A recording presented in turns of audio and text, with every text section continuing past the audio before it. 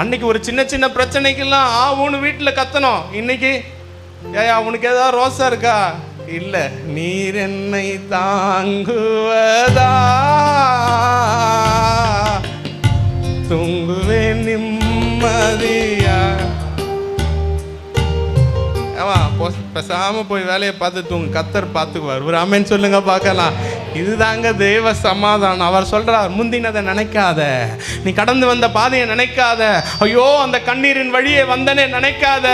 என் ஆண்டவர் உனக்கு வாக்கு பண்றார், ஏன் சமாதானத்தை உனக்கு தரேன். இந்த உலகம் தராத சமாதானம் அது.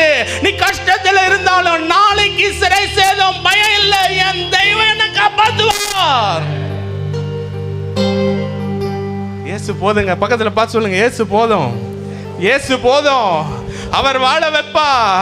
ஏதோ வந்துட்டு போனல்ல, இன்னைக்கு ஒரு நம்பிக்கையோட திரும்பும். இருக்கிற அதே கஷ்டம் 1000 மடங்கு நடந்தாலும், ஓ நீதிமானுக்கு வரும் துன்பம் அநேகமா இருக்கும். அது அனைத்து நின்று எங்க அப்பா எங்களுக்கு விடுதலை தருவார்.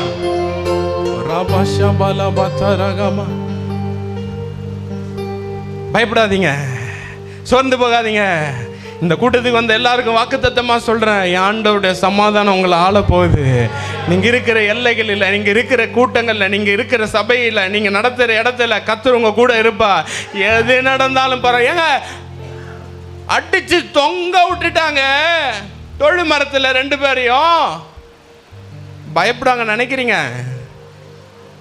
பாதைகள் எங்கும் தடை கற்களோ, தாமதம் மட்டும் பதிலானதோ.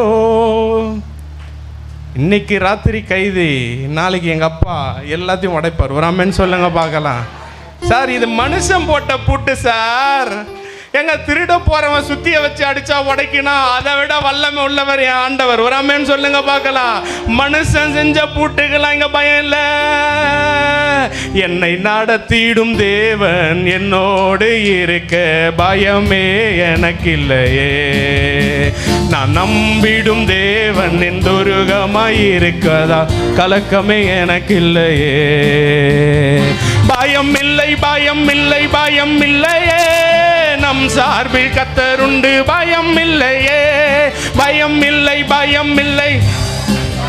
ஏன்னா அவர் சமாதானம் என் கூட.